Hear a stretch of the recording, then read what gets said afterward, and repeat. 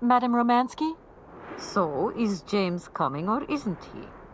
Don't tell me you haven't called him yet. Oh, my poor head.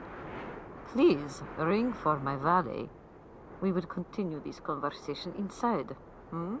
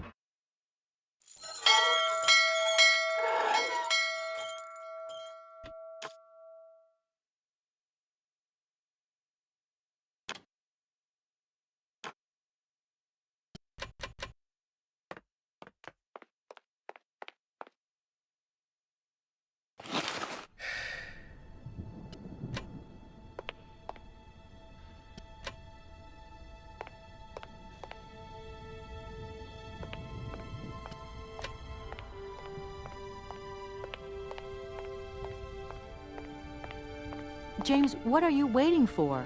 Don't tell me you didn't hear the bell this time.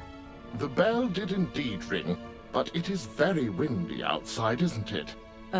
Yeah, it is a bit gusty. But what's that got to do with it? Madam doesn't understand. She says an automaton doesn't need protection, but my insides don't like the salty wind. I'm afraid to go out, you know. And if you wore my mask to protect you against the salt, would that help? Oh, most certainly.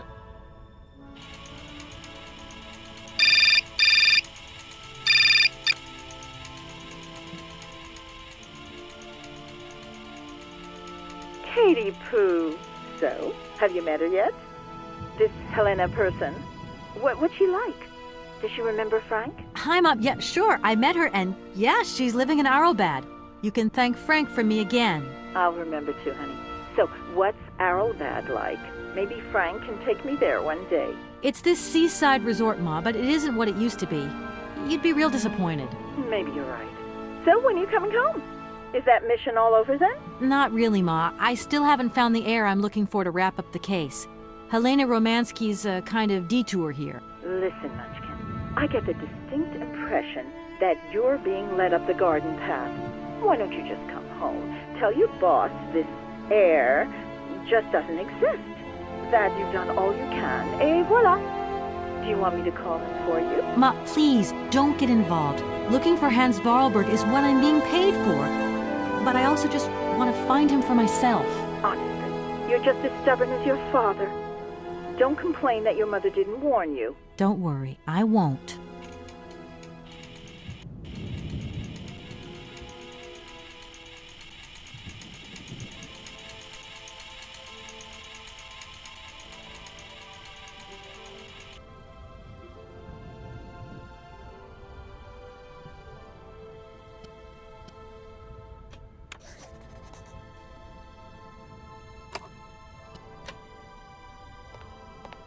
It's a real honor to meet you, Madame Romansky.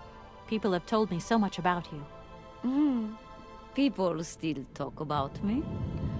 Oh dear. Of course. Everyone tells me how wonderful you were.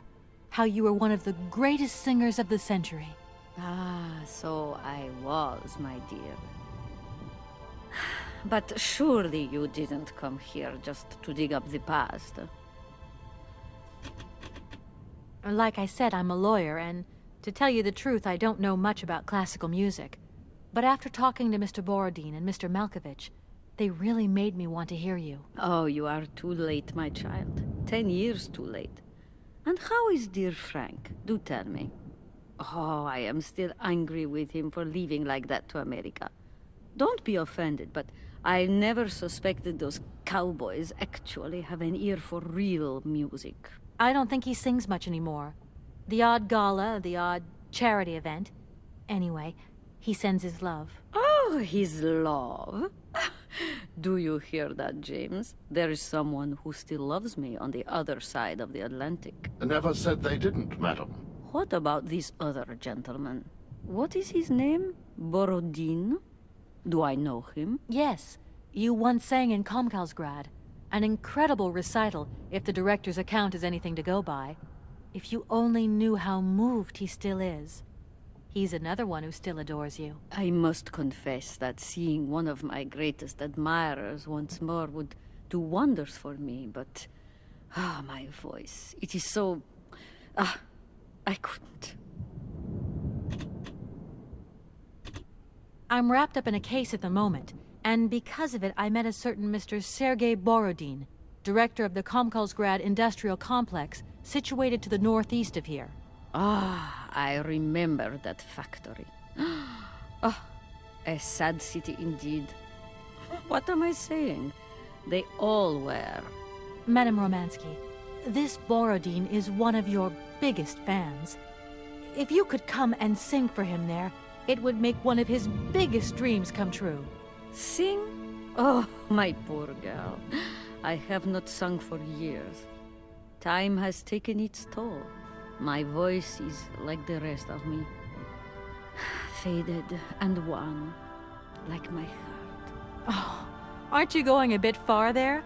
I bet you've still got a great voice. Oh, you are the sweetest cherry, my dear. I am not senile yet, but I look reality in the face every time I look in the mirror, and I can tell you, singing is something I did in the past. Madame Romansky, please understand I would never have come so far to disturb you if I didn't really need your help. I understand, my dear, but my health is failing me, as does my voice. Believe me, no one is sadder than I. Look, please, you absolutely have to come with me to Komkalsgrad. It's the only way I'm going to get my train back and be able to carry on my journey. Your train? That's right. I've been traveling on this amazing locomotive with this automaton engineer. He isn't a million light years away from your James. Do you hear that, James? An automaton? You have a twin brother? How delightful. And I thought I was the only person alive able to put up with such a peculiar butler. Permit me to express my surprise, madam. Surely the fact that I remain in your service guarantees my uniqueness. Oscar isn't my butler, though. He has a great independence of thought. Sometimes he does whatever suits him. Just like you, James. Isn't that funny? Madam will not be surprised to hear that she is strongly advised not to undertake a journey that, unless I am very much mistaken, will tire her needlessly. James, only one of us will make that decision, and that person is me. I'm very curious to meet your automaton, my dear. Where is it? He had to stay with the train in Komkalsgrad. The director used his hands for the final touches on his pianist. It's the same pianist that will accompany you when you sing. How quaint. Another automaton. And this one can even play along with me? Play for me? Why does my voice abandon me so now? You must have had a fantastic life. So exhilarating. Much more than you could ever imagine. I used to sing the finest melodies of the moment in the most fantastic theaters around the world. I have been hailed by kings and courted by princes. Grown men would sink to their knees when they heard the first notes of my recital. My voice could break crystal glass and hearts, many hearts. I'm not surprised. Then one day sickness steals away the gift life has given you. My voice started to betray me. I started to get migraines. My health failed. They sent me here, to let the spa town weave its healing spell. I was only going to rest for a month, but then the month became a year and the years get longer. But you look so healthy to me. Oh, thank you, my dear. Strange. I get the impression that Hans Vorarlberg turned up here, too. You know Hans Vorarlberg? Not exactly. I'm looking for him to sort out this inheritance case. But I've had to snoop around in his past a bit to get on his trail, and I guess he's kind of a close friend now. You knew him, didn't you? Oh, yes. I knew Hans Vorarlberg. Do you hear, James? Ah, if you had the chance to meet Hans. My Hans. Oh, my God. What has become of him? Where is he? As questions go, madam, that one is not without certain complications. I'm sorry, but I have no idea. That's the goal of my mission, to find Hans Vorarlberg. That's why I have to get back to my train as quickly as possible and to get out of Komkalsgrad. And you cannot find him without the train? The train is one of his last inventions. So is Oscar, the automaton engineer. I get the feeling that the two of them are going to lead me to him. Did you hear that, James? I might see Hans again. I have dreamed so long of meeting my dearest sweetheart again. Oh, if only I could sing. If only I were in Paris, I would ask George for that miracle cocktail. The one that only he knew how to make. Wouldn't I, James? Yes, madam. As you have frequently said, without that famous cocktail, your French tour would have probably been cancelled. I don't understand. An extraordinary tale, my dear. It was December, and it was terribly cold and damp. I had to play the role of Tatiana that evening at the opera. But since the morning, I had lost my voice. It drove me completely mad with worry. I don't know how George, the barman at the Moritz Hotel, heard about my affliction, but he brought me up a cocktail that he had invented. A strange concoction. But it turned out to be a miracle cure. My voice returned to me in an instant. That's amazing.